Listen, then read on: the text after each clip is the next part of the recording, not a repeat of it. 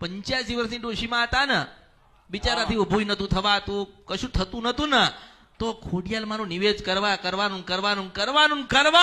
જ. હવે આ ભાઈ રાજા બદલાય એટલે પ્રજા બદલાય ને.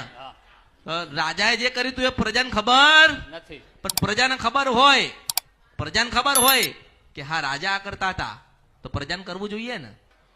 હવે ડોશીમાં મર્યા તો ખોડિયાલમાં જતા રહ્યા છે. હું આને કહું ના, તારા દીકરા થાય ને, હું ખોડિયાલ ના જો આ કળિયુગમાં બોલું છું, મેલડી છું આ કળિયુગમાં. માફ કરો બાપ, માફ.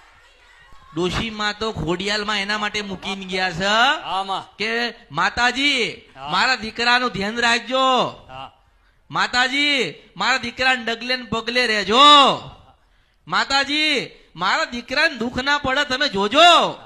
માં તો જોવો ને, પણ આપણે માન જ નથી પૂજતા, નથી યાદ કરતા, નથી કશું કરતા, અને નિવેજો બંધ તમે કરી નાખો એટલે શું થાય માસ્તર? શું થાય?